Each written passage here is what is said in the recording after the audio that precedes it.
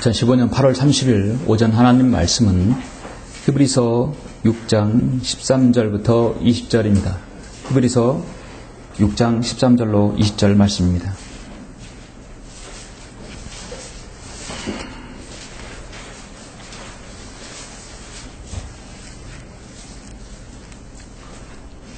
봉독해 올리겠습니다.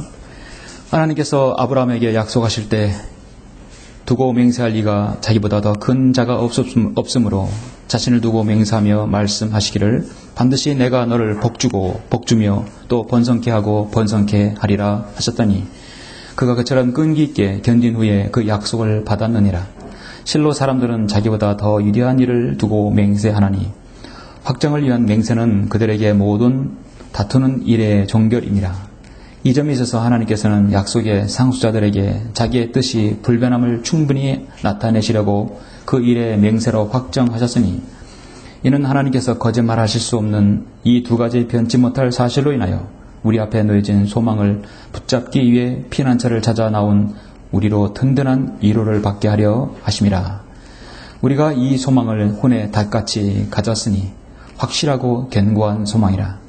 이로써 우리의 혼이 휘장 안에 있는 곳으로 들어가나니 선두주자이신 예수께서도 우리를 위하여 그곳으로 들어가시어 멜기세덱의 계율에 따른 영원한 대제사장이 되셨느니라. 아멘. 예, 귀한 말씀입니다. 오늘 이 말씀에서 잠시 기도드리겠습니다. 은혜와 진리가 충만하신 아버지 하나님 감사를 드립니다. 우리 주 예수 그리스도의 그 귀하신 보혈의 공로로 저희들 구원받아서 주님의 귀한 자녀로 하나님의 아들들로 주님을 섬길 수 있도록 인도하여 주심을 감사합니다. 오늘 귀한 일이기에 주님 부활하신 첫날 주님의 피로 거듭난 사랑한 지체들 불러 모아주셔서 하나님의 귀한 말씀 듣게 해주시고 우리의 소망이시고 우리의 구주이신 주님께서 다시 오셔서 우리를 데려가실 그 소망 가운데 우리가 말씀을 들을 수 있도록 이 귀한 계기를 허락해 주심을 감사합니다. 우리의 소망은 주님이십니다. 이제 아버지 하나님 우리의 혼의 탓을 오직 주님께 두며 그 휘장 안에 있는 굳건한 자비색에 두어서 흔들리지 않고 견고한 우리의 믿음이 주님께 있음을 다시 한번 고백합니다. 세상은 많은 것들로 인하여서 우리의 믿음을 회파시키고 또 파괴하고 공격하고 있습니다. 그러나 하나님께서 여기 있는 이 자리에 모인 성도들 바른 말씀의 진리 안에 굳건히 흔들리지 아니하고 주님을 잘 섬길 수 있도록 인도해 주시며 마귀의 어떤 공격에도 우리가 당하지 아니하도록 주님께서 여기는 성도들 일일이 여며주시고 또 지켜주시길 원합니다. 즉 하나님의 말씀을 통하여 전파할 때 말씀에서 흐르는 이 강단에서 나오는 말씀을 통하여 더욱더 성도들의 믿음의 굳건함을 다지는 귀한 계기가 될 수 있도록 주님께서 인도하여 주십시오. 감사를 드리며 주 예수 그리스도 이름으로 기도드렸습니다. 아멘. 오전 하나님의 말씀은 혼의 닻을 내려라 라는 제목으로 설교하고자 합니다. 혼의 닻을 내려라. 최근에 세간에 화제가 되었던 영화가 있었죠. 저는 보지 못했지만은 명량이라는 영화가 있었습니다. 1597년 9월에 있었던 이순신 장군이 13척의 전함으로 중무장한 일본 전함 133척을 침몰시킨 명량 대첩은 세계 해전사에서 길이 빛나는 전쟁으로 기억되고 있습니다. 명량이라는 뜻은 해남과 진도 사이의 좁은 물길을 뜻합니다. 길이가 약 1km 되고 폭이 500여 미터가 채 되지 않는 곳입니다.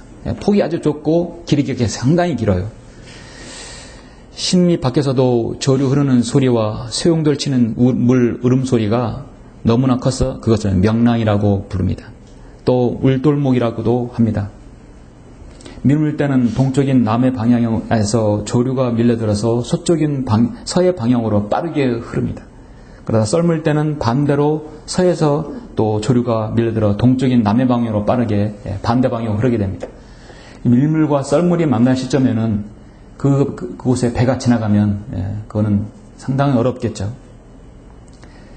1597년 9월에 133척의 일본 수군이 13척밖에 되지 않는 조선 수군을 우리나라 수군을 보고는 너무도 자만했습니다. 이제 자기들이 공격해오면 다 도망칠 거라고 생각했고 자신의 수적 힘으로만 믿고 물돌목으로 그들은 들어섰습니다. 그러나 이순 장군의 조선 수군은 치밀한 전략을 세우고 저들이 오기만을 기다리고 있었습니다. 우선 13척의 배를 마지막 끝에서 일자로 포진을 했습니다. 워낙 물길이 좁다 보니까 13척만 해도 그 물길을 가득 메울 수가 있었어요. 일본 배가 아무리 많아도 물길이 좁아서 전면에 한꺼번에 133척이라는 배가 그 울돌목에 한 번에 들어설 수는 없습니다.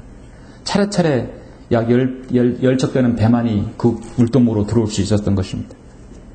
그 상태에서 이순신 장군의 13척의 배는 닻을 깊이 내렸어요. 그리고 끔찍하지 않고 기다렸습니다. 빠른 물살의 요동을 대비하고 있었던 것입니다. 그러나 일본 배는 물살을 이용한다고 오히려 닻을 내리지 않고 빠른 속도로 접근해 왔어요. 이 작전이 바로 유효했던 것입니다. 빠른 물살에 일본 배들은 흔들리며 제대로 포를 쏘지 못했고, 게다가 밀물에서 썰물로 물길이 바뀌면서 일본 배들은 요동치기 시작했습니다. 자기들 배끼리 부딪히고 조류가 바뀌면서 그 울돌목이 요동치자 파산하는 배들이 속출했습니다. 이때 조선 배들은 닻을 내리고 노를 저어서 물살 변화에 안정적으로 대처했던 것입니다. 그리고 준비된 포로 그들 안에 있는 울돌목 안에 있는 그들의 그 일본 수군을 포로 공격을 할 수 있었습니다. 그 결과 불과 13척의 안정적인 우리 수군이 133척의 일본 수군을 보기 좋게 다 파멸시켰습니다. 자, 이것이 바로 명량대첩이라고 하죠. 이것의 승리 가운데 하나 주요한 것은 우리 수군이 배들이 닻을 견고히 내려뒀다는 것입니다. 거센 조류 변화에 잘 대처했었기 때문입니다. 요동치는 바다 한복판에서 거센 조류에도 전함이 안정적으로 유지할 수 있었던 것은 바로 그들이 조선수군이 닻을 잘 내렸다는 것이죠. 여러분, 인생은 한편의 드라마로도 비유될 수 있고 또 굽이굽이 흐르는 우리 인생은 때로는 먼 항해길로도 비유될 수 있습니다. 여러분, 배를 타보면 아시겠지만 배는 때로는 잔잔한 파도도 만나죠. 풍랑도 만나고 또 암초도 만날 수 있고 거센 폭풍을 만날 수도 있습니다. 그럴 때 여러분의 인생의 항해에 있어서 그 배들은 반드시 필요한 게 뭐냐? 돛도 필요하지만 안정적인 흔들리지 않게 할 수 있는 닻이 필요한 것입니다. 인생 하기를 하는 성도 여러분에게도 닻이 있어야 합니다. 흔들리지 않을 필요한 것들이 있어야 합니다. 그것이 오늘 하나님의 말씀은 바로 혼의 닻을 내려야 한다고 말씀하고 있습니다. 오늘 오전 설교는 혼의 닻에 대해서 설교하려고 합니다. 우리의 소망은 주님이시죠. 우리는 주님이 우리의 희망이심을 성경을 통해 보여주고 있습니다. 우리의 길이 되시고 소망이 되어주십니다. 왜냐하면 이 땅에 있는 모든 잡다한 것, 이 세상에 있는 모든 것들 사실 주님께서 오시면 다 끝나고 마는 것입니다. 우리는 이 땅에서 주님의 재림만을 기다리고 우리 주님께 모든 것들을 다 걸어놓은 것이에요. 여러분은 주님께 100% 베팅을 다 했죠. 모든 걸 다 걸어놓은 것이. 어디 이렇게 보면 영화나 어디 보면 도박에서 자신이 확실할 때 모든 걸 걸잖아요. 싹 다 걸잖아요. 그러다가 다 잃어버리기도 하죠. 근데 여러분은 주님께 모든 걸 다 걸었어요. 100%가 아니라 120% 모든 걸 다 걸어버렸어요. 이제 성경이 맞다면 우리는 100% 그 베팅한 걸 다 얻을 수 있는 거예요. 예, 그렇죠? 근데 성경은 확실하죠. 예수님께서 사기꾼이라면 우리는 가장 큰 이 세상에서 불쌍한 사람이 되는 거예요. 모든 걸 다 잃어버리는 것입니다. 모든 걸 다 걸어버리는 사람들, 신천지, 모든 것을 문선명에 걸어버리고 모든 것을 세상 종교에 걸어버리는 사람들은 주님께서 오시면 이제 모든 것이 들통나고 말 것입니다. 오늘날 매우 어려운 시대에 살고 있습니다. 여러분, 그 어려운 시대에 우리에게 흔들리지 않는, 요동치지 않는 그런 믿음이 필요합니다. 그럴 때 여러분에게 무엇이 필요합니까? 바로 혼의 닻이 필요한 것입니다. 오늘 저는 그것에 대해서 설교하려고 하는데요. 거기에 대한 적절한 본문, 유일하게 혼의 닻이라는 본문이 성경에서 히브리서 딱 6장 오늘 본문 19절에서 제시되고 있습니다. 여러 번 제시되는 게 아니라 한 번만 제시되고 있어요. 적절하게 아주 유효한 부분에서 제시되고 있습니다. 근데 왜 히브리서냐? 히브리서를 통해서 아브라함을 제시할 수 있기 때문입니다. 히브리서를 통해서 유대인을 제시할 수 있고 그거와 비교해서 바로 예수 그리스도의 보일러 군마든 바로 여러분을 비교하시기 때문입니다. 그래서 히브리서는 항상 비교되는 뭐보다 뭐보다 더 나은 항상 비교를 제시하고 있어요. 여러분 유대인이 부럽습니까? 그렇지 않죠? 우리는 예수 그리스도의 신부가 되는 여러분들입니다. 그래서 히브리서는 또 때로는 매우 주의 깊게 살펴봐야 할 구절이 너무나 많습니다. 당장 히브리서 6장의 본문에서도 여러분 만약 6장 6절에 떨어져 나간다면 다시 새롭게 하여 회개시킬 수 없나니 이는 그들이 스스로 하나님의 아들을 다시 십자가에 못 박아 공개적으로 조롱함이라. 잘 믿다가도 낙오되면은 떨어져 나간다고 하는 구절로 통해서 사람들은 구원을 잃어버리지 않을까 전전긍긍할 수 있죠. 우리는 이미 이런 부분에서 우리는 다 초월했습니다. 여러분이 한글 김정일성을 아는 이상 세세도 진리를 배우기 때문에 이것은 대환란에 관한 구절이다. 그래서 어떤 말씀은 그리스도인에게 해당하고 어떤 말씀은 대환란인데 이 땅에 남은 자들에게 말씀이 필요한 것도 있어요. 그래서 잘 구별을 해야 돼요. 저나 여러분이나 마찬가지지만 이 지옥교회 오기 전까지는 우리는 구별 못했어요. 그냥 그런 구절로 인해서 평생을 그냥 그걸 해결하지 못해서 앓고 있었던 것입니다. 이 말씀은 오늘날 그리스도인의 영원한 언약의 사용자들은 바로 그리스도인 그리고 또 아브라함의 실제적인 후손들인 유대인에게 해당하는 말씀입니다. 실제적으로는 그런데 결론은 예수 그리스도께서 나오시기 때문에 우리 주님께 소망을 둔 모든 그리스도인에게 적용되는 말씀이죠. 불확실한 믿음으로 사는 사람이 오늘날 너무나 많습니다. 자신이 예수 그리스도의 보혈로 구원받았다고 하더라도 그들은 불완전한 믿음을 가지고 있어요. 왜냐하면 구원받았어도 아직까지 개혁성경 개정판으로 섬긴다고 하는 자들은 오늘 불완전한 믿음이에요. 야고보서라든지 히브리서라든지 마태복음 24장에 나온 말씀들에서 자신에게 적용시키려 하니까 너무도 힘든 거예요. 그러니까 늘 그들은 마치 바람 열려 요동치는 배와 같이 닻을 내리지 않는 배와 같이 이리저리 휩쓸려 다니는 겁니다. 이 교회에 저 교회에 휩쓸려 다니는 것이에요. 왜냐하면 닻을 내리지 못하기 때문입니다. 성경 침례교회에 오셔서 지역교회에 오시게 되면 여러분은 믿음의 견고한 닻을 내리게 돼요. 먼저 진리를 알게 되기 때문에 닻을 내리게 됩니다. 흔들리지 않게 됩니다. 주님을 따른다고 하지만 전혀 주님의 재림을 기다리는 사람 같지 않아요. 교회는 다니지만 구원을 확실히 갖지 못한 사람이 얼마나 교회에 많습니까? 여러분 지역교회 오시면 첫 번째 구원의 영원한 보장을 받게 돼요. 제가 거기에서 완전히 자유를 얻게 되었어요. 저는 새벽 기도를 잘 다녀야만 구원의 영원한 보장이 있는 줄 알았어요. 그래서 새벽 기도가 저의 생명에, 저에 있어서 믿음의 아주 근간이고, 왜냐하면 새벽 기도 가서 이제 구원 받았기 때문에 새벽 기도는 제 인생에 있어 일대의 숙제였어요. 수건이었어요. 근데 그것이 유지된다고 생각해서. 근데 아니었습니다. 여러분은 믿음의 닻을 내렸습니까? 내 신앙의 닻을 완전히 내렸습니까? 내 확실한 소망의 닻을 내렸습니까? 한마디로 여러분의 혼의 닻을 내렸는가? 닻을 한자로 묘나 정이라고 합니다. 특히 정이라고 하는데요. 거다가 돌석자 해가지고 이렇게 정할정해서 정이라고 하는데, 옛날에는 이 배가 어디에서 이렇게 육지에 다다르면 흘러가지 않도록, 썰물에 내려가지 않도록 밧줄을 내어서 무거운 돌에 이제 매달아서 물속에 내려놓습니다. 배가 다른 곳으로 떠내려가지 않도록 하고, 뭐 큰 기둥이 있으면 거기다 이렇게 묶어놓아요. 기둥이 없으면 돌을 내려서라도 배가 다시 떠밀려 내려가지 않도록 그렇게 합니다. 그래서 배가 다른 곳으로 떠내려가지 않도록 하는, 특히 많은 사람들이 이제 얘는 닻이 없었을 때는 큰 돌덩어리로 매달아 놨어요. 그래서 배가 닻을 내려 머무를 때 그래서 정박한다고 해서 정이라고 하는 걸 씁니다. 그래서 정박한다는 얘기는 돌을 내려서 배를 머무르게 한다는 뜻이거든요. 오늘날도 배가 닻을 내려서 항구에 정박한다고 하는 말을 바로 그 어원을 거기 찾을 수 있습니다. 돌을 내리기 전에는 동물의 뿔로 갈고리를 만들어서 지금의 닷처럼 사용할 때도 있었어요. 그런데 무게가 안 나가니까 바다 밑으로 가라앉지 않는 것이에요. 시대가 발전하면서 이제 닻을 만들기 시작합니다. 세 개의 갈고리로 무거운 쇠로 주물러 만들어서 바다에 내리는 것이죠. 배가 정박하게 되는 것입니다. 여러분의 본문 오늘 13절부터 13절 보시면 서두에서 먼저 아브라함을 제시하고 있죠. 13절에서 하나님께서 아브라함에게 약속하실 때 두고 맹세할 이가 자기보다 더 큰 자가 없으므로 자신을 두고 맹세하며 말씀하시기를 반드시 내가 너를 복주며 또 번성케 하고 번성케 하리라 하셨더니 그가 그처럼 끈기 있게 견딘 후에 그 약속을 받았느니라. 예. 자, 첫 번째 아브라함에 대해서 제시하고 있어요.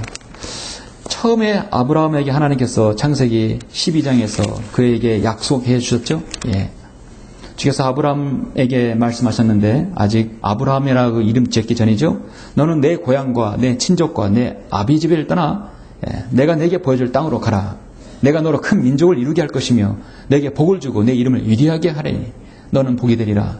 너를 축복하는 자들에게 내가 복을 주고 너를 저주하는 자들을 저를 저주하리라. 내 안에서 나의 모든 족속들이 복을 받을 것이라. 아브라함에게 약속해 주셨어요. 17장에서 계속해서 주지하셨어요. 아브라함이 잠시 육신적인 일을 할 때도 하나님의 뜻은 변치 않았습니다. 결국 22장에서 아브라함이 얼마나 그 뜻을 행하고 있는지를, 하나님의 뜻을 믿고 있는지를 시험도 해봤어요. 내 아들 곧 내 사랑하는 내 독자 이삭을 데리고 가서 모리아 땅으로 가서 거기서 나에게 바쳐라. 번제로 바쳐라. 하나님께서 저에게 약속해 주지 않았습니까? 내게 큰 민족을 이루게 하신다고 약속하지 않았습니까? 그리고 그 약속대로 주님은 저에게 아들을 주셨습니다. 근데 그 아들을 바치라니 말이 됩니까? 하나님께 따질 수 있는 거죠. 그죠? 근데 아들을 죽여서 각을 떠가지고 완전히 태워 나에게 번제로 바치라는데 얼마나 하나님의 약속과 어긋나는 일이죠? 어긋나는 일이에요. 그리고 하나님께서는 그 아들을 바쳤어요. 아들을 죽이실지라도 달리 살리실 것을 믿고 바쳤던 것입니다. 하나님께서는 아브라함에게 복으로 내게 복을 주고 번성으로 내가 너를 씨를 하늘의 별들처럼 또 바닷가의 모래처럼 번성케 하리니 내 씨가 그의 원수들 문을 차지하리라.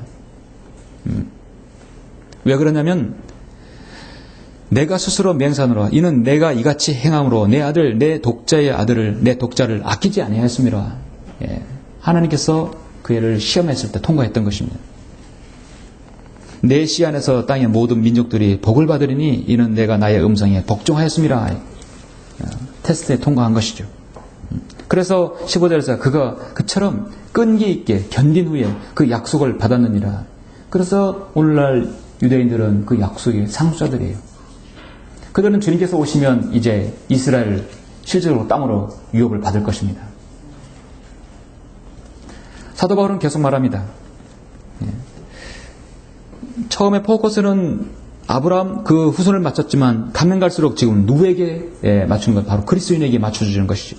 16절에서 실로 사람들은 자기보다 더 위대한 일을 두고 맹세하니 확정을 위한 맹세는 그들에게 모든 다투는 일의 종결입니다.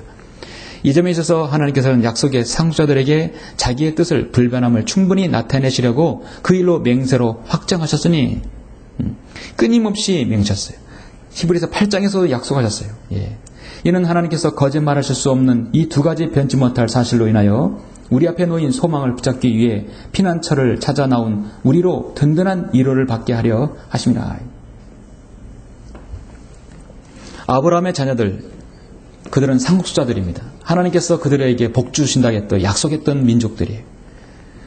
그러나 우리는 믿음으로 구원받은 사람이에요. 믿음의 성경의 약속을 받은 사람들, 상속자들입니다.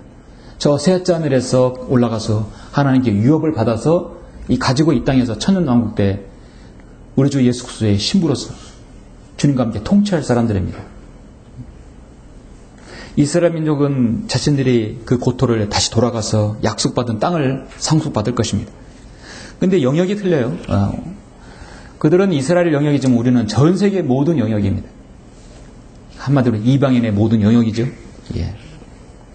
사람들은 약속을 할 때 가끔씩 하나님의 이름을 두고 맹세합니다. 욕도, 심지어는 외국인은 욕도. 예, 여러분께 보면 Jesus Christ 하면 예수님 하나님을 고백하고 하나님을 의지한다는 말 아니에요. 그게 아주 상스러운 아주 못된 욕이에요.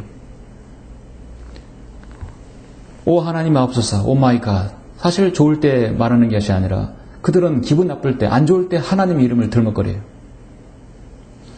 때로는 어떤 약속도 내가 하나님의 이름으로 두고 맹세한다고 그렇게 말도 합니다. 반드시 말하면 기필코 말한다. 그런 건 인간이 늘 그 약속을 어길 수가 있어요. 욕을 할 때도 자신이 어겨버릴 약속도 할 때도 하나님의 이름을 들먹거리는 인간들 보면은 여러분 그리스도인은 함부로 하나님 이름을 두고 하지 말아야 됩니다. 하나님 이름으로 맹세하는 게 아니라 야고보서에서는 그것이 하나님의 뜻이면, 그것이 주님의 뜻이면 이렇게 하겠다. 여러분 그리스도인의 가장 정확한 적자란 말이에요. 그러나 절대자이시고 변하지 않는 유일하시고 전능하신 분께서는 약속을 해줬어요. 19절에서 우리가 이 소망을 어떤 소망인가? 예수 그리스도의 다시 오심의 소망입니다. 혼에 닭같이 가졌으니 확실하고 견고한 소망이라. 이로써 우리 혼이 휘장 안에 있는 곳으로 들어가나니 선두주자이신 예수께서도 우리를 위하여 그곳으로 들어가시어 자 우리도 우리를 위하여 그곳으로 들어가시어 멜기세덱의 계율에 따른 영원한 대제사장이 되셨느니라. 여러분 아시다시피 휘장은요 성수가 있고 바깥 뜰이 있고 성수가 있고 지성수가 있어요. 그 지성수 안에 자비석이 있어요. 거기는 오직 대제사장만 들어갈 수 있어요. 대제사장이 백성들의 죄를 용서받았을 때예요. 환우가 스스로 걸어 나오는 거예요. 환우가 올립니다. 용서받지 않았으면 대제사장이 죽어버리는 것이에요. 그러면 밧줄을 가지고 끌어내려야 돼요. 사람이 들어가서 대제사장을 이고 나올 수 없어요. 지성소는 아무나 들어갈 수 없어요. 허락받지 않는 사람은 들어가면 그대로 죽어 나오는 것입니다. 심지어 아론의 아들들도 불이 그들을 삼켰어요. 그들이 걸어놓을 때 맨 밑에 골드벨, 그 골든벨이 금종이 울리면 짤랑짤랑 움직이면 그들의 죄가 용서받는 것입니다. 걸어 나오는 것입니다. 대제사장만이 하나님께 백성의 죄를 아뢰어서 용서받을 수 있는 것이죠. 그러나 우리를 위해서 구속사를 이루신 주님께서 바로 대제사장이 되셨다 말씀하고 있어요. 여러분과 저의 모든 죄를 다 도말하셨다는 것입니다. 그렇기 때문에 우리는 지옥에 갈 우리 혼이 견고한 곳에 잘 정박한 것입니다. 안정적으로 여러분 보장을 받은 것입니다. 개역 개정판에서는 영혼의 닻이라고 나와 있고요. 그래서 혼의 닻이 아니라 영혼의 닻처럼 개역 개정판은 영혼 몸을 구별하지 못하기 때문에 영혼의 닻이라 나왔습니다. 혼의 닻입니다.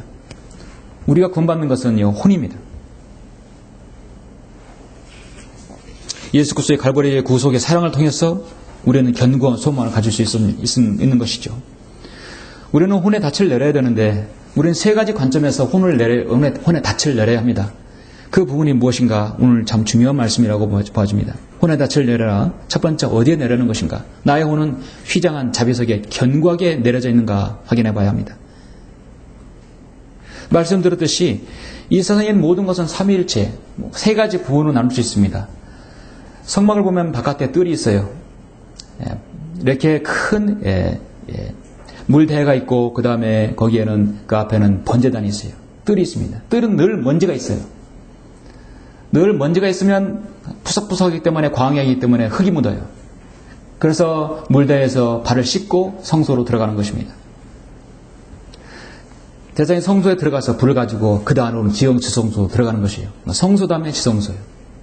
사람도 몸이 있고 혼이 있고 영이 있죠.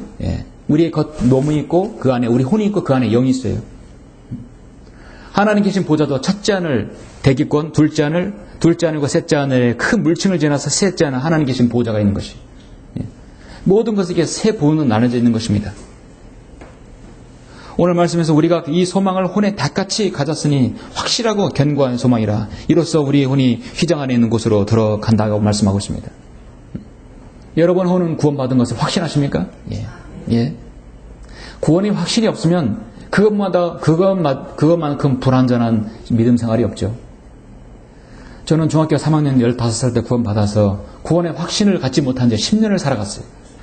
얼마나 여러분 자신의 구원에 확신이 없는 상태에 살아갈 때 얼마나 마음이 불안하고 늘 그 믿음 생활이 여러분 이리저리 바람에 밀려 요동했었겠습니까?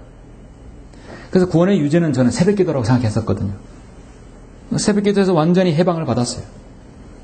오늘날 많은 사람들이 자신의 구원을 이루고 자신의 구원을 유지하려고 무엇인가를 애쓰는 것은 그 종교행위일 것입니다. 서두에서 말씀드렸듯이 배를 정박하려면 닻을 내려야 합니다. 바닷물을 통과해서 바다 밑 바닥에 딱 닿아야 합니다. 예. 닻을 내려야 돼요. 여러분의 혼이 구원받는 것은 여러분은 저 첫 잔을과 둘잔을과 셋잔을 사이에 큰 물층을 통과해야 돼요. 그러죠? 거대한 깊음, 큰 물층을 통과해서 하나님 계신 곳에 그 자비사에 꽉 박혀야 되는 것입니다. 우리 혼은 그렇게 쫙 거슬러 올라가서 물층을 통과해서 물을 통과해서 바닥에 드러나는 것입니다. 하나님 보좌에 딱 달하는 것입니다. 우리의 영은 지금 여러분 안에 성령님과 교제하고 있지만 우리의 영은 또 천상에도 있다고 성경은 말씀하고 있어요. 에베소서 1장 3절에 보면 그리스도 안에서 천상에 있는 모든 영적인 복으로 우리에게 복 주시는 하나님이라 했어요. 에베소 1장에서도 하나님께서 그 능력을 그리스도 안에서 역사하게 하사 그를 죽은 자로부터 살리셨으니 천상에서 하나님의 오른편에 앉았다고 말씀하고 있습니다. 여러분의 영은요 천상에도 있고 여기도 있어요. 에베소 2장에도 말씀하시죠. 또 함께 이렇게 해서 그리스도 예수 안에서 천상에 함께 앉으셨다. 우리 천상에 함께 앉으셨어요. 천상이라는 말은 저 세 잔을 오직 에베소서에만 제시되고 있는 말씀이죠. 우리의 거듭난 영은 지금 우리 안에 성령님과 내주하에 계시고 동시에 저 천상에서 있는 것입니다. 좀 넘기셔서 여러분 히브리서 10장 19절을 잠깐 보시면 여기 그렇게 말씀하고 있죠. 히브리서 10장 19절 그러므로 형제들아 우리가 예수의 피로 인하여 담대하게 지성소에 들어가나니 그가 우리를 위해 바치신 새롭고 살아있는 길로 휘장 곧 그 육체를 통하여 들어가느니라. 또한 하나님의 집을 다스리는 대제사장이 계시니 우리가 믿음의 온전한 확신 가운데서 진실한 마음으로 다가가자. 이는 우리의 마음은 핏부림을 받아 악한 양심으로부터 깨끗해졌고 우리 몸은 순수한 물로 씻겨졌기 때문이라. 아멘. 예수의 피로써 담대하게 지성소에 들어간다. 어느 누구도 돼. 그래서 여러분이 기도할 때 영으로 하나님과 기도하잖아요. 여러분 성령님께서 인도하시면 영 가운데 성령님의 인도하심으로 기도하잖아요. 영은 하나님과 교제하고 교통하는 것이 그 기도입니다. 그것은요 여러분의 영은 하나님의 자비속으로 지성소로 들어가는 것이. 과거에 대제사장만 들어갈 수 있는 그 영역을 여러분 누구도 들어갈 수 있다고 말씀하십니다. 에베소 4장 16절에서도 그러므로 우리가 은혜의 보좌로 담대히 나아가자. 이는 우리가 자비를 얻고 필요한 때에 도우시는 은혜를 발견하기 위함이라. 담대히 자비속으로 그 지성소로 들어가게 되는 것이죠.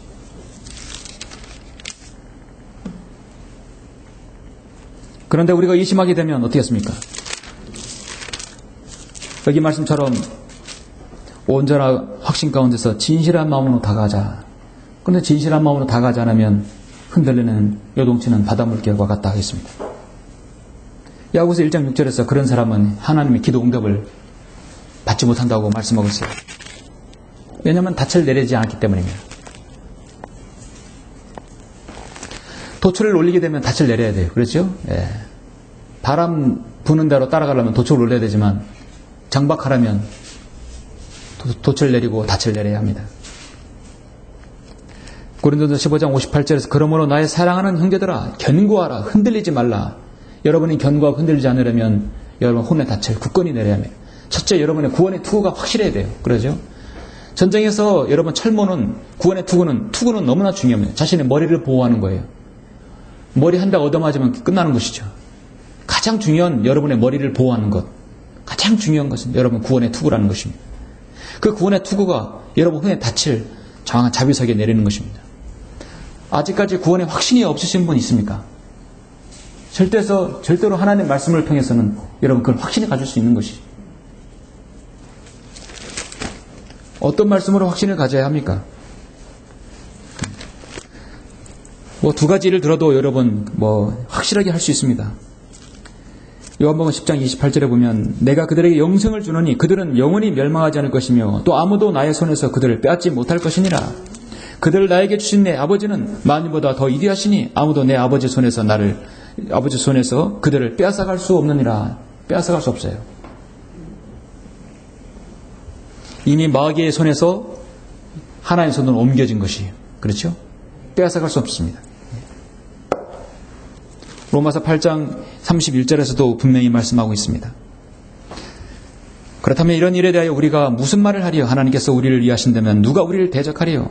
자기 아들을 아끼지 아니하시고 우리의 모든 사람을 위하여 내어주신 분이 어찌 그 아들과 함께 또한 모든 것을 우리에게 값없이 주시지 아니하겠느냐? 자기 아들을 주시기까지 사랑하신 주님께서 여러분의 기도를 들어주지 않겠느냐 이거죠. 하나님께서 택하신 자들에게 누가 혐의를 씌우리요? 아무 누구도 여러분에게 혐의를 씌울 수 없다 이거죠. 너 구원받은 거 맞아? 너 정말 확신 있어? 누가 그런 거 얘기하면 그것은 마귀가 주는 속삭임이에요. 의롭다 하시는 분은 하나님이시니라. 예. 누가 정죄하려? 죽었다가 다시 살아나신 분은 그리스도시라. 그분은 또한 하나님의 오른편에 계셔서 우리를 위하여 중보하신다 말씀하고 있습니다. 그러므로 가장 중요한 것은 내 혼이 휘장 안에 자비석에 견고하게 내려져 있는가, 그게 가장 중요한 것입니다. 프랑스령 서부 아프리카의 우아가두구 시의 주위에는 넓은 사하라 사막이 있어요. 거기에는 마시족이라는 바나다 강을 볼 수 없는, 좀 강과 바다하고는 전혀 어떻게 생겼는지도 모르고 사는 그런 마시족이 있어요. 그 사람들은 평생 동안 배를 알지도 못합니다. 배를 모르는데 닻을 알 리가 있겠어요? 예. 배와는 관계없어요. 사막에 있는데요. 평생 동안 바다나 강, 배를 구경하지 못하고 죽는 사람들이 대다수예요. 그들에게 있어서 오늘 히브리서 6장 19절은 어떻게 하란 말씀입니까? 우리가 이 소망을 혼에 닭같이 가졌으니, 혼에 대체 닭이 뭐지? 배도 모르는데 닻을 알 리가 있나요? 어떤 선교사가 배에는 닻이 있는데 배를 든든히 묶어주고 세 갈래 뾰족한 바늘이 달린 무겁고 커다란 쇠막대기야. 그걸 탁 내리면 바다에 내리면 배가 움직이지 못하게 할 것이야. 그들은 어떻게 이해하는 줄 아십니까? 그 무거운 것을 내리게 되면 그들에게 얼마나 짐이 되는 것인가. 오히려 더 짐이 되고 부담이 된다 이거죠. 배를 설명할 수도 없고 닻은 더군다나 이해할 수 없는 사람들이에요.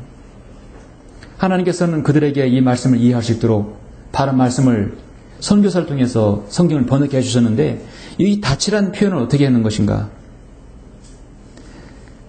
하나님께서 성경 번역자를 통해서 동일하게 역사해 주신다고 우리는 배웠죠?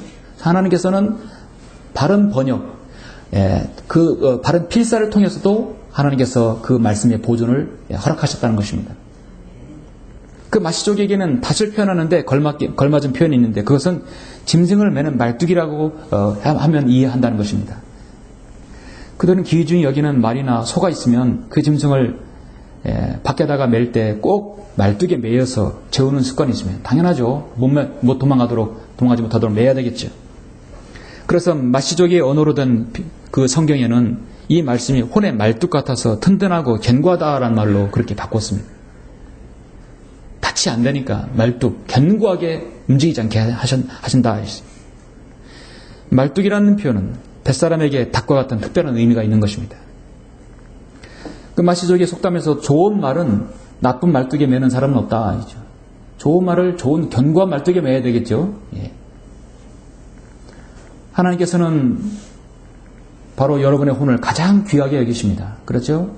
천하보다 귀한 혼을 구원하시기 위해서 자신의 생명을 우리에게 내어주셨어요. 그 보배의 피를 다 흘려주셨습니다. 갈보리 십자가의 대속제물로 우리를 위해 희생해 주셨습니다. 바로 여러분의 혼을 구원하시기 위해서 그렇습니다. 오늘 성경에서는 여러분이 천하보다 바꿀 수 없는 그 불멸의 혼을 구원하시기 위해서 그 느슨한 닷에 다 따라 빠진 말뚝에 매서는 안 되는 것이죠. 그렇게 큰 희생을 치르셨는데 우리 혼이 견고하게 자비석에 박혀야 되는 것입니다. 혼의 닻을 내려라. 여러분의 혼은 어디에 내려야 합니까? 두 번째는 바른 말씀에 뿌리를 내려야 합니다. 그렇습니다.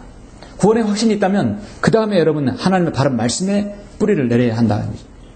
시편 119편 89절에 보면 오 주여 주의 말씀은 영원히 하늘에 세워졌나이다. 여러분, 하나님의 말씀은 영원히 하늘에 세워졌다는 얘기는 여러분의 바른 말씀은 견고하고 흔들리지 않는다는 얘기거든요. 하나님의 말씀은 영원히 하늘에 세워졌다. 여러분 각인에 세워져야 합니다. 마음판에도 세워져야 합니다. 중요한 것은 그 위대하신 진리의 말씀이 내 안에 세워지는데 나와 하나님과의 관계를 바로 설정해야 된다는 것이죠. 이 자리에 오신 분, 여러분 오셨다면 나와 하나님과의 관계, 나와 성경과 나와 어떤 관계가 있는 것을 알아야 돼요. 부가 오건 자녀가 오건 형제가 오건 가족이 오건 간에 먼저 나와 하나님과의 구원의 관계에 정확하게 정립이 돼야 되고 그 다음에 하나님 말씀과 나와의 관계가 정립이 돼야 돼요. 어떻게 따라 나왔어도 개별적으로 자신의 구원과 하나님 말씀과의 관계가 설정이 돼야 합니다. 흔들리지 않아야 돼요. 나 자신과 하나님의 말씀의 관계의 정립 너무도 중요합니다. 그것이 바로 영원히 세워진 하나님 말씀이 바로 내 안에도 세워져야 한다는 것입니다. 요한복음 14장 15절에 너희가 나를 사랑하면 나의 계명을 지키라 했어요. 분명히 지켜야 합니다. 요한복음 8장 47절에서 하나님께로부터 나온 사람은 하나님 말씀을 듣느니라. 자, 하나님께로부터 나온 사람. 자, 우리는 구원받았죠? 그럼 하나님 말씀을 들어야 돼요. 너희는 하나님 말씀을 듣지 아니하냐니 이는 너희가 하나님부터 나오지 않음이라. 구원받은 그리스도인에게 두 번째 중요한 것은 자신의 혼을 하나님의 말씀에 정확하게 닻을 내려야 하는 것입니다. 개혁성경이나 개정판이나 변개된 성경은 절대 닻을 내릴 수 없어요. 고린도후서 잠시 여러분 4장 1절 보시겠습니까? 사도 바울이 고린도 교회에게 간절한 정말 그 서신 중에 하나는 뭐냐면 그들 하나님의 말씀이 계속해서 변개되어 왔어요. 2장 17절에서 AD 60년, 66년 사이에도 이미 하나님의 말씀을 변개시킴으로써 이익을 취하는 자들이 있었어요. 오늘날 대한 성소경 같은 작자들이 있었던 것이에요. 말씀을 계속 개혁 개정판을 바꿔가지고 개혁 한급판에서 개혁 개정 바꿔서 판권이 끝나니까 또 성경을 만들어서 전 국민에게 성경을 팔아서 치부하는 자들이에요.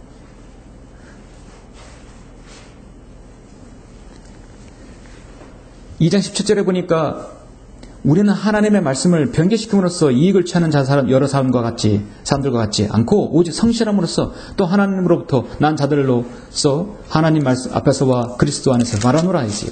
그래서 4장 1절에서 이런 권면이 필요한 것입니다. 그러므로 우리가 자비를 받은 것과 같이 이 직분을 받았으니 우리는 낙심치 아니하노라.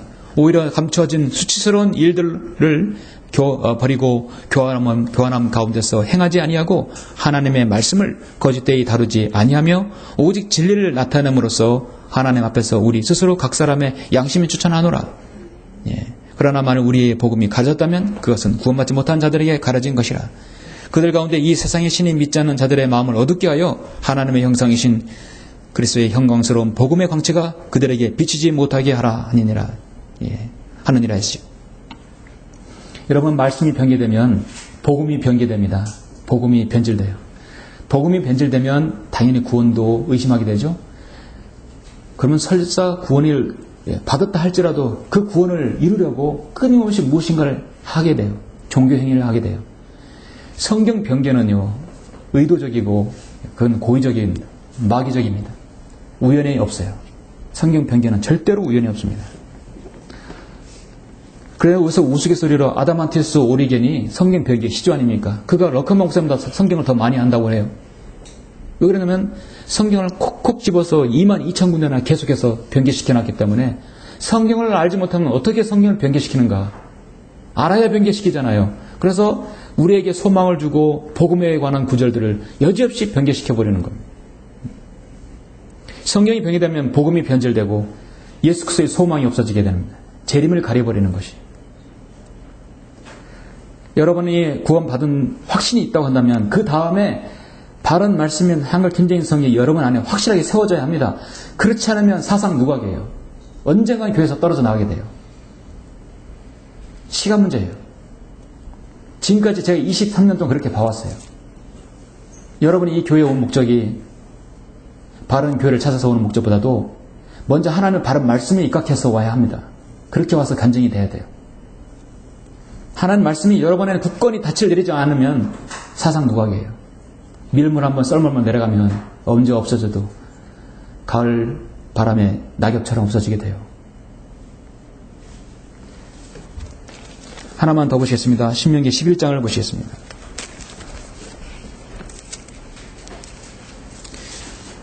신명기 11장 18절을 보시면 그러므로 너희는 나의 이 말들을 너희 마음과 너희 혼에 두고 너희 손에 메어 표적으로 삼아 그것들로 너희 양눈 사이에 표가 되게 하라. 너희는 그것들을 너희 자녀에게 가르치며 내가 내 집에 앉아 있을 때나 내가 길을 갈 때나 내가 누워 있을 때나 일어날 때 말할 것이며 너는 이 말씀들 내 집 문설주들과 내 대문 위에다 기록할지니라. 그리하면 주께서 너희 조상들에게 주리라고 맹세하신 땅에서 너희 날들과 너희 자손들의 날들이 많아지리니 땅 위에서 하늘의 날들과 같으리라. 저희 집은 화장실에도 하나님의 말씀이 있고 현관문에도 화장실 말씀이 있고 거실에도 하나님의 말씀이 있고 어딜 둘러봐도 하나님의 말씀이 있어요. 좋아하니까요. 하나님의 말씀이 여러분에게 아무것도 작용이 되지 않으면 뭘 그렇게 거다가 붙입니까? 집도 좁은데 뭘 이렇게 닫았다가 붙여요? 그 말씀을 어디서든가 다시 한번 되게 새겨 들으라는 것입니다. 심지어 너희 손에 두고 메어 표적을 삼아 너희 양눈 사이에 표가 되게 하리라. 그것을 너희 자녀에게 가르치라. 이거죠. 하나님의 말씀을 사랑하는 걸 자녀들에게 가르치라. 최고의 교육입니다.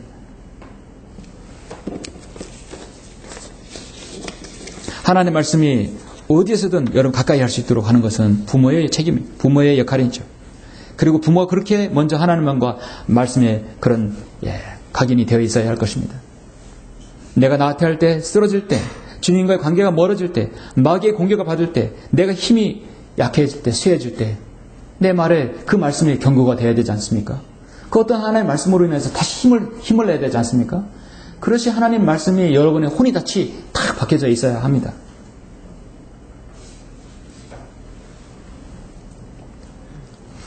하나님 말씀으로 여러분 자신과의 바른 정립이 된다면 교회에서 일어나는 어떤 문제들, 그 모든 것들, 갈등 다 해결돼요. 그건 아무것도 아닙니다. 우리가 다 하나님의 은혜로 구만 사람들인데 우리가 서로 뭐가 다 잘났다고 자기 주장 내세웁니까? 혼의 닻을 내라. 마지막 세 번째는 여러분 혼은 어디에 내려야 합니까? 세 번째는 주님의 재림의 소망의 닻을 내려야 합니다. 20절에서 오늘 말씀 보시면 선두주자이신 예수께서도 우리를 위하여 그곳으로 들어가시어 멜기세덱의 계율에 따른 영원한 대제사장이 되셨느니라. 우리 주님께서는 출임 오셔서 왕으로 오셨죠. 유대인의 왕으로 오셨어요. 메시아로 오셨어요. 그런데 거부해버렸어요. 그래서 우리 주님은 이제 저 셋째 하늘 대제사장 우리의 모든 죄를 다 중보해 주시고 자신의 피를 흘린 그 보혈의 공로로 지금도 우리가 자백하면 다 용서받을 수 있는 것입니다. 그리고 주님께서 성령님께서 우리 안에 역사하셔서 우리 주님의 사역을 대신하시는 거예요. 그리고 주님께서 재림하시면 이제 다시 왕으로 오셔서 성취되지 못했던 모든 것을 성취하실 것입니다. 우리에게 소망이 하나 있습니다. 바로 주님께서 오신다는 소망이죠. 아까 말씀드렸듯이 100% 확실한 배팅을 한 것에 대해서 우리가 결과를 기다릴 때가 오는 것입니다. 구약의 대제사장은요, 종신직입니다. 한번 대제사장이 되면 죽을 때까지예요. 이 땅에 있는 어떤 직책 중에 죽을 때까지 하는 게 있을까요? 세상에 어떤 직책도 대통령이 바뀌면 다 바뀌게 되죠. 종신직이라는 것은 사실 없는 것 같아요. 근데 구약에서 대제사장은 죽을 때까지입니다. 주님께서 오셨을 때 마찬가지예요. 그러면 우리 주님께서도 죽으실 때까지 대제사장직인데 우리 주님께서 죽으십니까? 우리 영원부터 영원까지 살아계신 하나님께서 우리 주님은 영원한 대제사장이 되신 것이 그렇죠? 이제 이 땅에 오시면 하나님 나라 천국은 하나로 됩니다. 왕이시고 대제사장이시고 순죄자이시고 모든 것을 다 하나로 지시고 고린도서 15장 19절에 보면은 만일 그리스도 안에서 우리가 바라는 것이 오직 이생뿐이라면 우리는 모든 사람 가운데 가장 비참한 사람이라. 우리가 바라는 것이 이생뿐입니까? 그렇지 않죠? 우리의 이상은 어떤 사람은 10년, 5년 아니면 그 짧게도 더 20년 갈 수도 있어요. 동일한 것은 우리의 소망은 여러분과 저가 한날 한시에 올라가는 것입니다. 그렇죠? 먼저 잠들면 약간 슬프잖아요. 그렇죠? 보고 싶잖아요. 우리는 한날 한시에 같이 올라가는 것이에요. 바울이 가장 칭찬하고 아꼈던 교회가 데살로니가 교회였습니다. 데살로니가 교회였는데 그 데살로니가전서 1장과 각 장에 보면은 마지막 장마다 항상 주님의 재림을 소망하라고 말씀하고 있어요. 데살로니가전서가 AD 54년이면 사도 바울이 한참 사역할 때예요. 이제 재림은커녕 초림도 아직 식지도 않았을 때였어요. 그런데 재림에 대해서 설교하고 있다는 것은 대단한 것이죠. 데살로니가서 1장 마지막 절에서 또 하나님께서 죽은 자들보다 살리신 그분의 아들 즉 다가올 진노로부터 우리를 구해내신 예수께서 하늘로부터 오심을 기다린다는 것이라. 올라가신 지가 이제 20년도 지나지 않았어요. 그런데 벌써 재림을 기다린다는 것은 대단하죠. 그리고 2000년이 지났어요. 주님께서 십자가에서 죽으시고 부활하신 지가 얼마 되지 않았는 그들에게도 역시 여전히 재림을 기다릴 소망이 있었다는 사실은 이 마지막 라오디게인들에 사시는 여러분에게는 오죽하겠습니까? 더더욱 기다려야 되죠. 우리는 성경을 신구약 66권을 이미 다 세대지를 통해서 이미 먼 산을 보듯이 다 보고 있는 것이. 우리 뒤에 마지막 교회 시대가 없잖아요.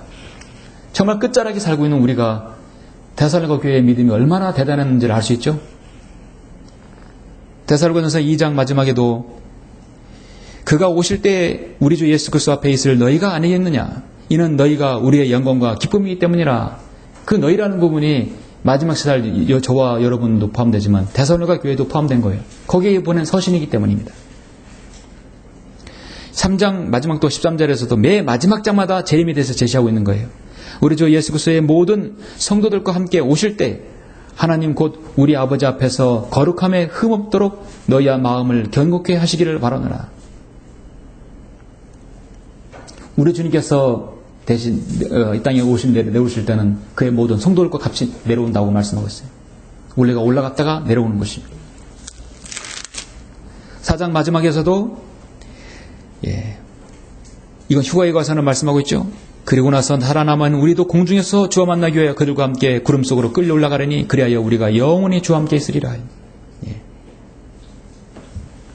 결국은 모든 매 구절마다 우리 주님의 재림을 이 데살로니가 교회에 말씀하고 있는 것입니다.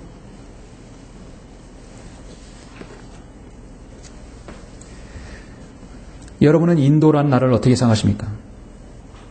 최근에 심심찮게 인도에서 일어난 사건들이 자주 나오죠. 가장 극심한 빈부격차가 심한 나라 중에 하나입니다. 보통 이런 게 거리에서 저녁이 되면 여자는 거리를 도나다닐 수가 없어요. 그 외국에서 흑인이라든지 아랍 사람들은 우리나라에 오면 우리나라처럼 안전하고 살기 좋은 나라 없다고 그러는 것이 여자들이 거리에서 활보하고 있잖아요. 그렇죠? 술을 먹어도 뭐라고 하는 사람도 없고 불야성이 되도록 여자들이 거리에서 활보하고 있는 나라가 바로 대한민국입니다. 일본은 인도 같은 나라면 큰일 나요. 인도란 나라는 사람들이 말하는 일명 천국과 지옥이 늘 공존하는 나라예요. 전생과 현생, 특히 세계 최고의 부호가 거기 있고 그 다음에 아마 아무것도 없는 무수의 사람, 아무것도 없는 가진 거 없는 사람들이 가장 극빈자가 많은 곳이 바로 공존하는 대륙이 인도입니다. 매해마다 미국 경제 전문 잡지 포브스에서 선정한 세계 10대 부호가 3, 4명이 바로 인도에 있습니다. 세계 3대 경제 대국이지만 부의 분배가 너무도 한쪽으로 편중되어 있어요. 인구의 30% 이상이 절대 빈곤선 하루에 40센트 이상의 소득으로 100센트 1달러 그러니까 여러분 1000원도 500원도 안 되는 돈으로 하루를 살아가고 있는 것입니다. 이런 나라에서 부자들의 생활성은 상상을 초월합니다. 세계 10대 부자 중에 한 다인 인도 릴라이언스 인더스트리 재벌 무케시 암바니라는 회장은 잘 알려진 사람이에요. 자신 아내의 생일 선물로 566억 원짜리 자가용 비행기를 사줬다고 합니다. 암바니 회장의 주문에 맞춰서 제작된 비행기가 안에는 최첨단 사무실, 침실, 샤워실, 바가 설치되어 있어요. 자신의 붐바이 교회에는 27층짜리 초호화 저택이 있고요. 거기에 거주하는 주택 인원만 600명이고 주차장이 168대를 주차시킬 수 있다고 합니다. 세계에서 가장 비싼 집을 지금 가지고 있어요. 순수 들어간 돈만 해도 1조 1200원이 들은 집을 60층 높이에서 60층 건물에서 살고 있는 것입니다. 암바니 회장도 보면 젊어요. 옛날 바빌론이 느부갓네살이 공중정원을 지었듯이 공중정원입니다. 인도라는 나라는 분명 부익부, 빈익빈 부익부가 현실에서 가장 볼 수 있는 나라입니다. 그런데 부익부, 빈익빈이라는 것에 대해서 부전을 증오하는 그런 국민 정서는 인도에서 찾아볼 수 없어요. 그들은 태생부터 자신들의 4가지 계급으로 나누어서 그 카스트 제도가 있었기 때문에 지금은 카스트 제도가 불법이에요. 법으로 금지되어 있지만 여전히 현실 속에서도 존재한다고 합니다. 왜냐하면 그들에게서 힌두교가 업이 있고 윤회가 있기 때문에 현재의 삶은 전생에서 예정되어 있기 때문에 그냥 나 자신의 업보로 받아들인다는 것입니다. 그래도 내가 지금 힘들게 가난하게 살아도 다음 생은 내가 부자로 다 태어날 거로 기대하고 있는 거예요. 그렇기 때문에 부자에 대한 증오가 없는 것입니다. 그 극빈의 천민도 다음 생에서 최고의 불암한 계급으로 내가 부자로 환생할 수 있다고 믿기 때문입니다. 부자에 대한 질시가 없어요. 그들에게 있어서 혼에 닻이 내려져 있겠습니까? 전혀 없죠. 있다고 한다면 겐지스 강에다가 그 씻어 썩은 물에 몸을 씻으면 그들이 환생한다고 믿는 것이 그것이 그들에게 전부입니다. 그들에게 있어서 복음이 얼마나 중요한 것인가요? 철저히 마귀에게 미혹당한 자들입니다. 혼에 닻을 내린 사람이 아니라 혼에 덫에 걸린 사람들이 그렇죠? 예. 얼마나 많은 굳이 우리는 인도를 말하지 않고도 이 땅에 얼마나 많은 사람들 거리에 나가 복음을 전해봅시오. 요즘 젊은 사람들 20대, 10대들 이 세상에 여러분 모두 자기 것냥 살아가는 것 같이 보여져요. 어제 나가서 복음 전하다 보면 이 세상의 모든 것이 자기 것처럼 보이잖아. 그렇게 살아가고 있는 것입니다. 정말 불나방처럼 날뛰다가 지옥에 가고 있는 것입니다. 사랑하는 성도 여러분, 모든 그리스도인은 각인 하나님의 말씀에 닻이 있어야 합니다. 여러분에게 소망을 주고 여러분에게 힘을 주고 여러분에게 도전을 주고 무엇인가 여러분 나 자신의 삶을 개선케 하는 그런 말씀의 닻이 여러분에게 늘 있어야 합니다. 존 버녀는 자신이 땜쟁이 출신이에요. 늘 땜쟁이 설교자라고 이름 붙였어도 그는 부끄러워하지 않았어요. 그는 자신이 하나님의 말씀을 통해서 구원받아서 설교자인 것에 대해 최고의 영예로 알았습니다. 그에게 있어서 최고의 혼에 닻은 요한복음 6장 37절이라고 합니다.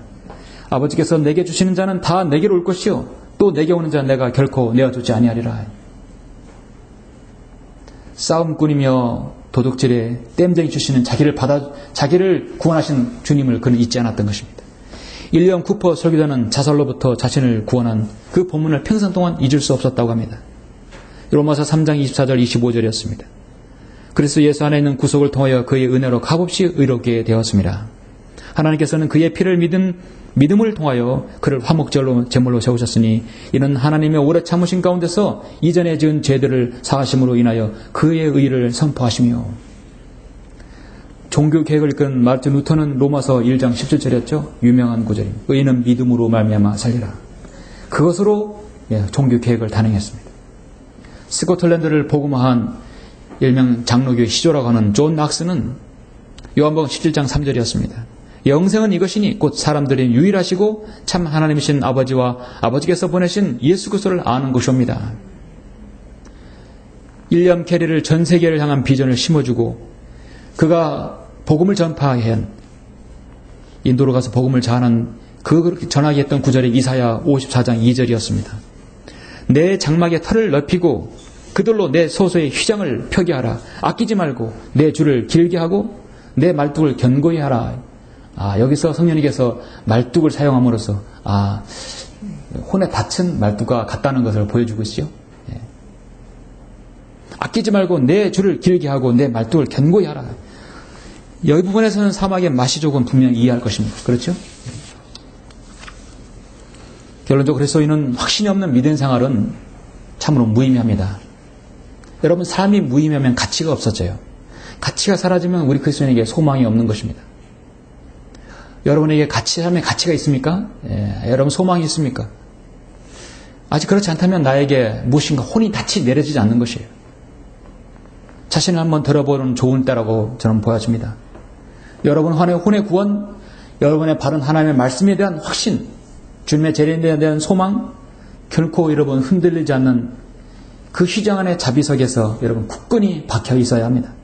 여러분은 그것이 있을 때 여러분의 삶의 가치와 기쁨과 희열 그리고 소망이 있는 것입니다. 모두가 그렇게 되시길 간절히 바랍니다.